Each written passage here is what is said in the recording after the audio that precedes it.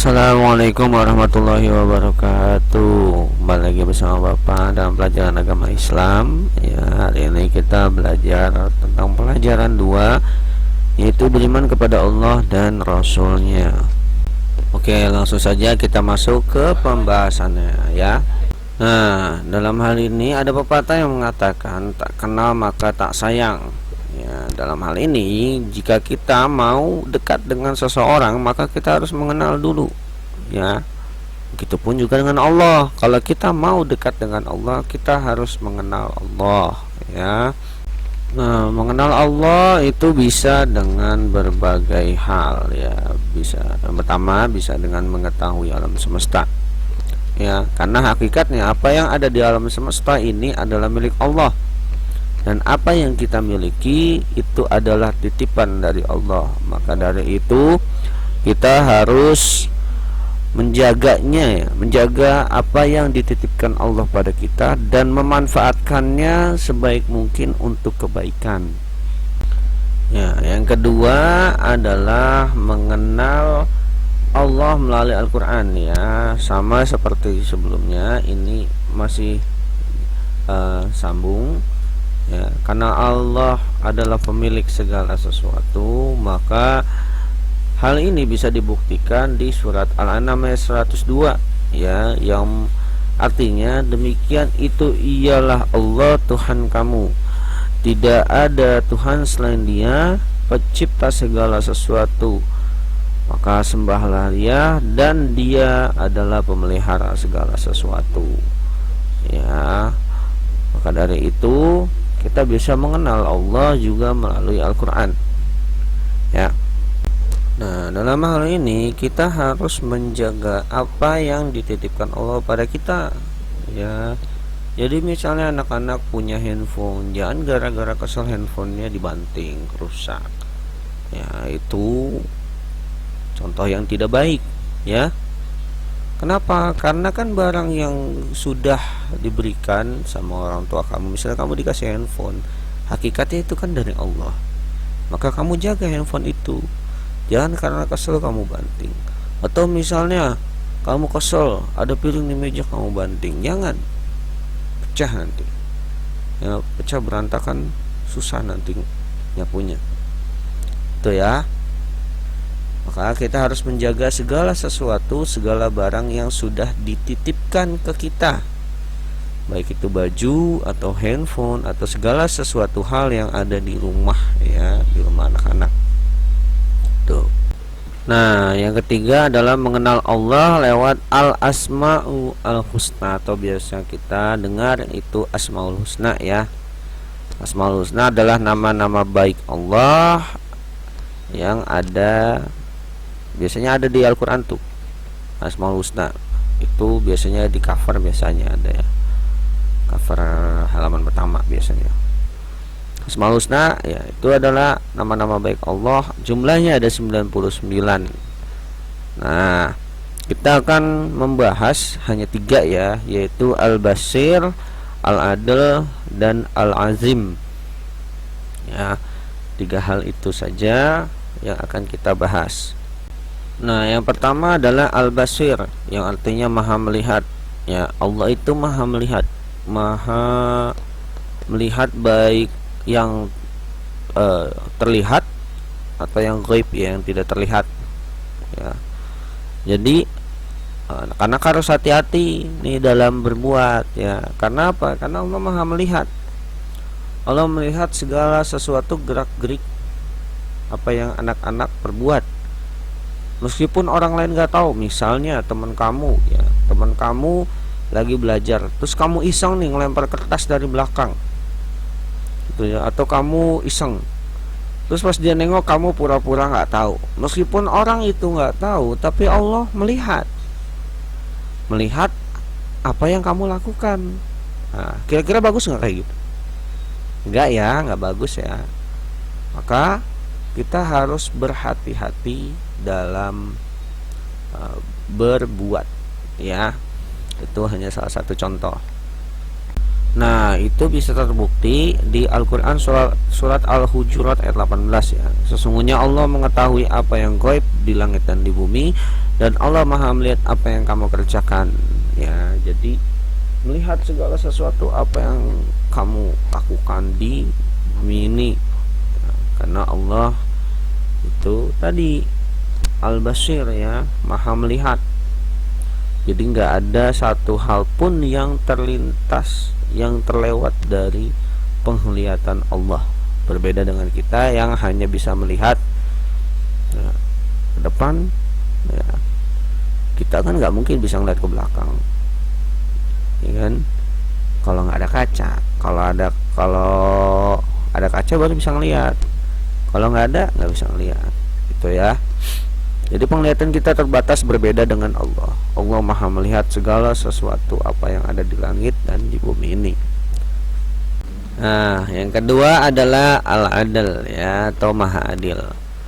Allah tidak membedakan umat muslim, ya, itu berdasarkan ras, ya. Mau kamu kulit hitam, mau kamu kulit putih, mau kamu bahasanya bahasa Inggris, mau bahasa Arab, bahasa Indonesia, ya, mau kamu orang kaya, orang pintar, mau orang yang miskin atau yang bodoh, ya, semua sama di mata Allah. Karena apa? Karena Allah itu melihat umat muslim, ya, manusia itu bukan dari hal-hal duniawi, ya, tapi melihatnya dengan ketakwaannya kepada Allah, ya. Ya, Allah memuliakan manusia yang ada di bumi ini itu lewat ketakwaannya, ya. Takwaan kepada Allah, yaitu melakukan apa yang Allah perintahkan dan menjauhi apa yang Allah larang. Itu bukti ketakwaan seseorang kepada Allah Subhanahu wa taala, ya. Nah, perintah untuk melakukan keadilan, ya, hal-hal adil itu juga ada di Quran surat Al-Maidah ayat 8, ya. Artinya, hai orang-orang yang beriman, hendaklah kamu jadi orang yang selalu menegakkan kebenaran karena Allah, menjadi saksi dengan adil, dan janganlah sekali-kali kebencianmu terhadap suatu kaum mendorong kamu untuk berlaku tidak adil. Berlaku adillah, karena adil itu lebih dekat kepada takwa, dan bertakwalah kepada Allah, sesungguhnya Allah Maha mengetahui apa yang kamu kerjakan. Nah, jadi berlaku adil, ya, sama sesama, ya. Mau dia kulitnya mungkin lebih hitam, tetap harus adil. Gak boleh mentang-mentang dia misalnya kulitnya lebih hitam terus kamu gak adil dengan dia. Maksudnya apa? Misalnya kamu punya saudara yang misalnya lebih hitam dari kamu, itu kan, kamu udahlah, nih aku kasih permennya 2 aja, itu sisanya aku kasih ke si A, ya, dia yang lebih misalnya lebih putih gitu. Jangan, harus tetap adil, ya.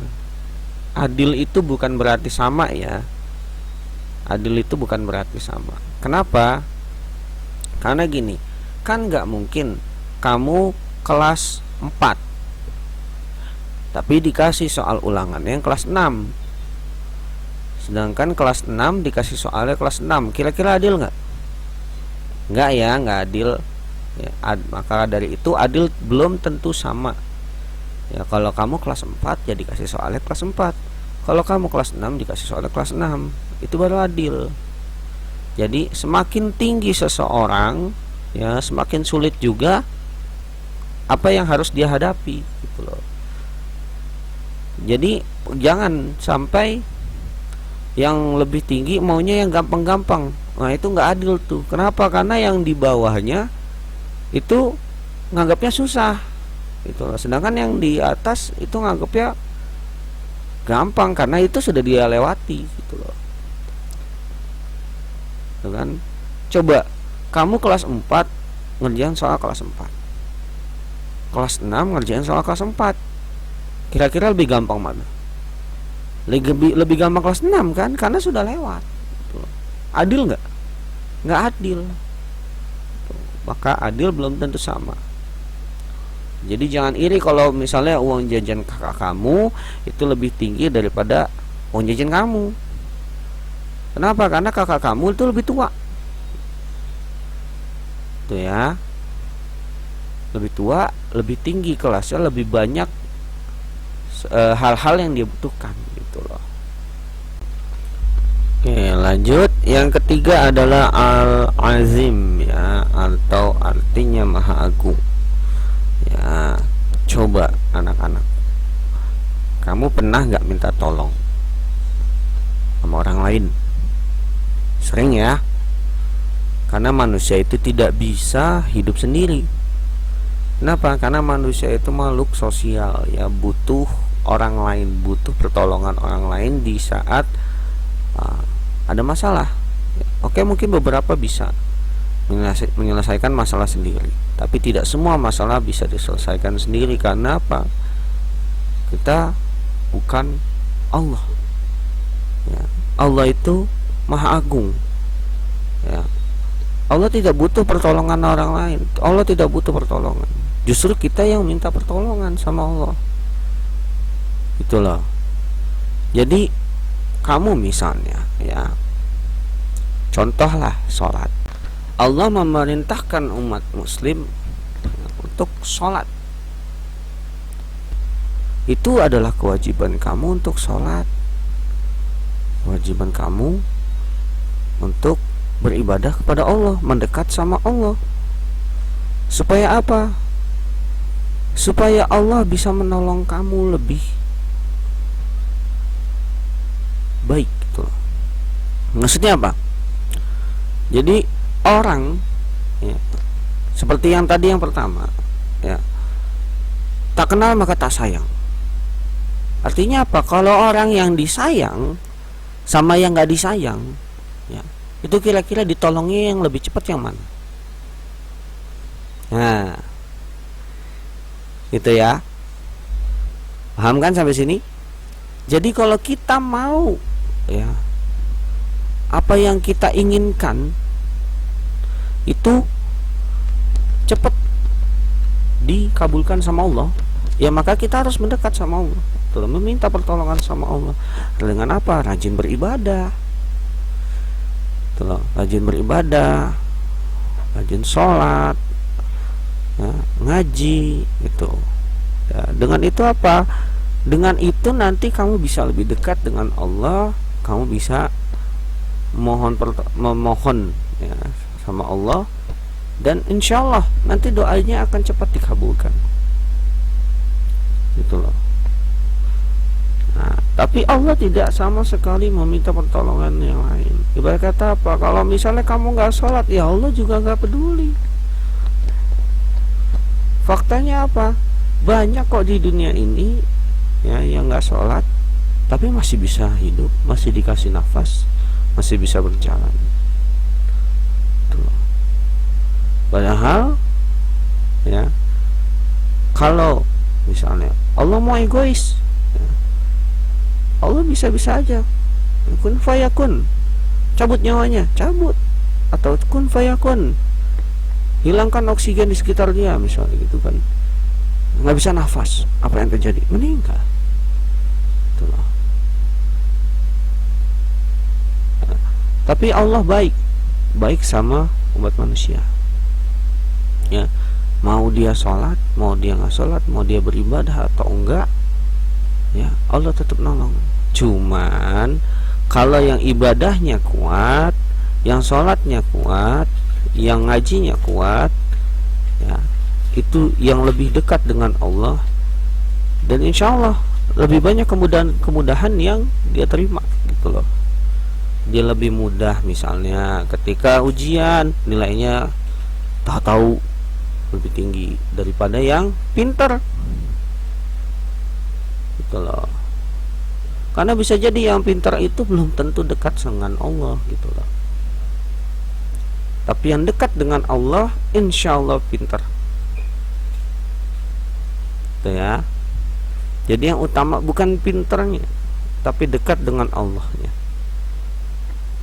Supaya apa? Supaya kita diberi kemudahan-kemudahan dan diberi pertolongan oleh Allah Subhanahu wa taala. Oke.